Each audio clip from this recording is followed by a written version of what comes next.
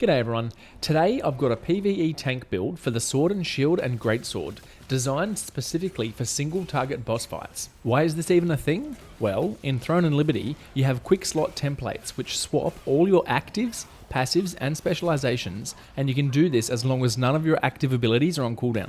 So you won't be using this mid-combat, but within a dungeon for example, when you reach the boss you can swap from your AoE build to this build for better boss damage while still performing your role as tank. This is also a great build for guild raid or field bosses and solo content like the Tadel's Tower or Gate of Infinity. For a more generic all-rounder tank build focused more on AoE and mob control, check out this build as well that I posted a few days ago, which is what I use on all non-boss content. So here is my one-page build summary. If you wanted to copy the build, this is the best place to pause or screenshot where everything is condensed on one page for you. So let's dive straight into the skills and specializations, including priority and considerations for using them in combat. I'll also talk briefly about my reasons for the skills I'm not using, before looking at our passives, gear and stats last. First, let's look at our combat rotation, which I'll talk about in three categories: our damage priority, our buffs and debuffs, and our situational or filler abilities. Starting with our damage priority, these are the abilities that you basically want to be pressing off cooldown as best as you can to keep dishing out damage and maximizing the number of uses of these that we get in any given fight. Your highest priority every 22 seconds when Stunning Blow comes off cooldown is to use Stunning Blow into Guillotine Blade into Death Blow. The reason for this is that both Death Blow and Guillotine Blade get buffed to targets that are shocked, and you can apply the shocked state by using Stunning Blow to targets that are immune to stun, like most bosses are. Stunning Blow and Guillotine Blade will naturally align themselves as they have the same base cooldown, so you'll pretty much always use them together and keep them synced. And Death Blow has half the base cooldown of the other two, so you'll always use it an extra time by itself, which should be your next highest priority, so that you keep its cooldown synced with Guillotine Blade and Stunning Blow as best as you can. In terms of specializations for these three abilities, we're going to take 15% cooldown reduction on all three of them to keep their cooldowns aligned. For Stunning Blow, we're also going to take the damaged increased point because we're always following it with our biggest hitting ability, Guillotine Blade, and this just buffs it even more. We're also going to take hit chance increase to guarantee that we're hitting those bosses. I also like to take the stun effect duration increase because on the occasion that you can stun a boss, like sometimes in the Gate of Infinity, that extra 1 second of stun helps to land your next ability while they're still stunned. By the way, in these cases where you can stun your target, your priority should swap so that you use Stunning Blow into Death Blow first, because Death Blow benefits from being stunned, whereas Guillotine Blade only benefits from the target being shocked, not stunned. For Death Blow and Guillotine Blade, we're also going to take the charging point in both of them, because this increases the damage by up to 100%, which is just straight up better. It doesn't have any drawback of increasing the cooldown or anything like that. It just straight up doubles the damage for the same mana cost and the same cooldown. The only thing to be aware of is that sometimes because of the charging time, it's easier for you to get interrupted. If you don't have time to charge them because you know a mechanic's coming, you're still better to use them uncharged rather than waiting a while for the next gap to use them charged up, because otherwise you're wasting potential additional uses of them throughout the course of the whole fight. Valiant Brawl is your next highest damaging priority. It's your bread and butter, good damage, low cooldown. You want to spam this as often as you can as soon as it's off cooldown. For this you want to take Cruel Smite for the chance to reduce your cooldown depending on your heavy attack chance, and I also recommend Aggression Increased as one of our only sources of threat. We are still the tank and we need to be able to maintain our threat. Frost Cleaving is our next ability, which is the specialized version of Gaia Crash. This is an AoE ability, but it also hits quite hard for single targets and is worth taking, especially as I also recommend taking the attack speed increase and the critical hit chance increase, which makes this a really punchy ability that also gives us a bit of attack speed for a few seconds after. Keep in mind that attack speed also increases the usage of our skills and how quick we use them, not just our auto attacks, so it is quite a valuable stat. And finally, our lowest priority damaging ability is Shield Strike. For this I recommend taking Aggression, again because we only have a few sources of increasing our threat, and a flex point you can take is decreasing the target's critical hit chance, because anywhere we can make the boss weaker is worth doing if we have the spare points. The next category of skills is our buffs and debuffs. If you don't want to have to think too much, in general you can just use these on cooldown and you'll still get good use out of them. But you can be a little more considerate about when to use them if you want to. For example, Strategic Rush, when it's used on a boss that is immune to stuns or collision, it gives you 40 base damage for 6 seconds, which is actually quite high relative to the damage that we do at level 50 in the base game. So you could just use this on cooldown when it's available, and you'll still get good value out of it. But for example, if you have a look and Stunning Blow is only 5 or 6 seconds away from being available, you might want to wait and use it right before Stunning Blow so that you can get the most out of that bonus damage when you use your biggest combo, Stunning Blow into Guillotine Blade into Death Blow, which have by far the highest base damage modifiers. Just an example of how you might want to be more considerate with your buffs, but honestly, if that sounds like too much effort, you can just use them on cooldown and you'll still get good value out of them. For Strategic Rush, I don't recommend taking any of the specializations. They're all fairly niche and don't really add to a single target boss fight in any way.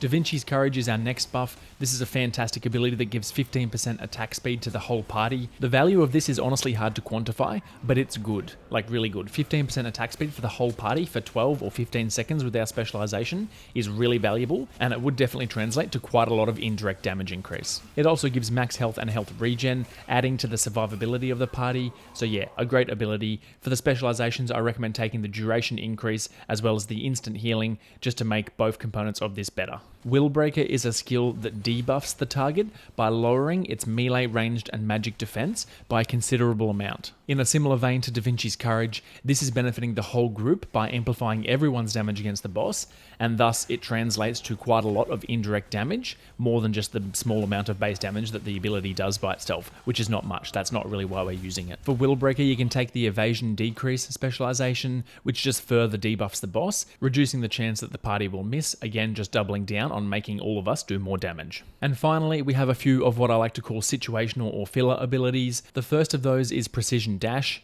which is situational because it does give us a buff to a heavy attack chance, but it's also our best means of mobility and moving around to either get somewhere quickly or avoid a mechanic. So depending on the encounter, you might choose to just use this on cooldown for the buff that it gives you, or you might be saving it because you know you need to use it in a moment for a specific mechanic that you either need to dodge or move across the arena or get through something quickly. By default, I don't recommend any of the specializations here. None of them are really doing too much, but you could flex into the effect duration increase. If you find you're more often than not using this just for the buff, then this will give you a little higher buff uptime. Provoking Roar is our next situational ability that I recommend taking. The main reason is that it's one of our only provoke skills available to us. It's a good way to grab threat, and it's an AoE provoke at that. So it's just a good thing to have in our toolkit as a tank, and I would always recommend taking it. With the Spectrum of Agony passive, this actually does a surprising amount of damage over the extended duration of the Provoking Roar, so you can just use it on cooldown as a bit of a filler for some extra damage, but if you know there's some ads coming up or something that you desperately need to taunt or you just want to keep it as a backup, you can also do that, hence it being situational. For this one, I like to take Effect Duration just because it further extends the duration that we can keep it going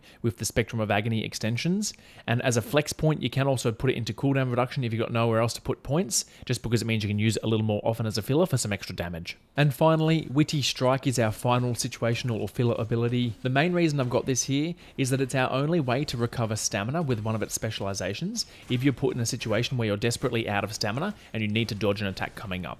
You can spam this twice and get your stamina back. It's also a net positive mana ability, so it doesn't cost us any mana. It actually gains us a small amount of mana by using it, and so it's the perfect filler ability. If you've got literally nothing else to use, just spam this twice and you'll get some mana back and top your stamina up. There's also not much opportunity cost in taking this. There's not a lot of other really strong abilities for a single target boss fight that we want to take anyway. For your defensive ability, 9 times out of 10 I always recommend using the Sword and Shield one. You don't gain that much from the Greatsword defensive ability, and your Sword and Shield one is actually one of the best ways for you to sustain yourself between the healing and the shield that it gives you. It's a really great way to be less reliant on the healer, and it doesn't have to babysit you as much. For most bosses in the current content, I do recommend using the Greatsword as your auto attack weapon though. It just does more damage. The downside is that you don't block when you have the Greatsword out versus the Sword and Shield, so your passive damage reduction will be a little lower, and if you're feeling like you're in danger or you want to help your healer out a little bit, if you notice they're low on mana, you should swap back to your Sword and Shield as your primary auto attack weapon. I'll quickly go over what I haven't taken just to point out a few considerations and a few flexible picks that you could take if you wanted to swap out Witty Strike. Chain Hook is some niche utility that you might want to consider for certain boss fights, maybe if there's an ad or something spawning that you want to be able to grab, but otherwise on a boss fight this is not that useful. Stalwart Bastion is probably the most likely thing you could swap out. Having a party-wide defensive is very useful, but it relies on you being a little more proactive and using it at the right time. Definitely a good option if you feel like your party's struggling a little bit that you could take just to help out the healer. A Shot at Victory could be taken purely as a damage filler. We're not using it for the buff that it gives because we're not doing much damage through Sword and Shield skills. You could just press it on cooldown for a little bit of extra damage. Shield Throw has such a long long cooldown and such a low buff duration that it's just kind of not really worth it. It's a bit lackluster, I think. Immortal Pride is a really niche defensive that would require very proactive use in the perfect moment, and it's got a long cooldown. I just don't think it's warranted in the current difficulty of the PvE content. And Shield Clash is basically a PvP ability. For PvE boss fights, it's nearly useless. In the Greatsword skills, Ascending Slash and Devastating Smash are also basically PvP abilities. They're not that great for PvE bosses where you can't knock them prone or do anything like that. Blood Devotion is again another super niche proactive ability that I wouldn't recommend for most people. And Devastating or Ice Tornado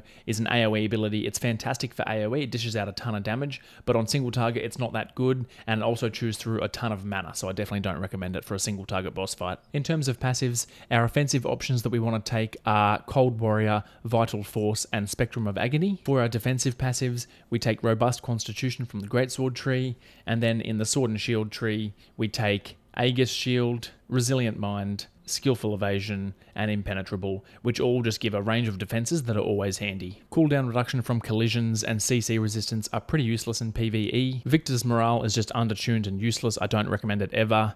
Raging Frenzy is good, but only when there's 3 or more targets, very unlikely on a boss fight. Barbarian's Dash for movement speed is just kind of niche and not really useful for PvE, it's probably better for PvP. And Indomitable Armor, because bosses attack so slow, you're very likely to not have very much uptime on this at all. For masteries on the sword, you want to start on the top row and take 6 points up to Impregnable Stance for the 8% block chance. And then for the rest of your points, fill out the entire middle row, which is the boss row, which gives a bunch of benefits to PvE boss fights. For the Greatsword, you want to take the entire bottom row first for the most benefits to your damage. And then for your last 6 points, just put them wherever you want. There's nothing too major here. I'm probably going to put 4 in the top row for defenses and 2 in the middle row for just mana and a bit of hit chance. In terms of gear and stats, as you start going for different purple epic items, you want to aim for where you can base stats, right? Base stats are king. They're the only thing that increase our base damage. Primarily strength, and then dexterity, if you can get some as well, would be good. And you really want to aim for those tier bonuses in the strength. So strength 30, 40, 50, and 60 are massive upgrades. For your default stats at level 50, take 30 strength, 30 dex, and 19 wisdom just for mana regen. In terms of your minor stats, you want to aim for some heavy attack chance where you can, just because it synergizes so nicely with a lot of our greatsword abilities. And then otherwise, just take a range of different defensive options. Your evasions, endurances, health regens, and max health are all good options. Some notable weapons to go after and farm if you want to are Carnix's Netherblade for your sword and shield, and Duke Magna's Fury Warblade for the greatsword. Don't be baited by Duke Magna's Provoking Warblade. Its base damage is considerably lower, it has less overall base stats, 3 versus 6, and the Provoking little specialization thing on it is just unnecessary. You never need that, it already has increased aggression, just useless. Don't be baited by that. Fury Warblade is far better. So that's all for this build, everyone. If you liked the video, please let me know in the comments or like and subscribe for more content. Thanks for listening, everyone. Cheers.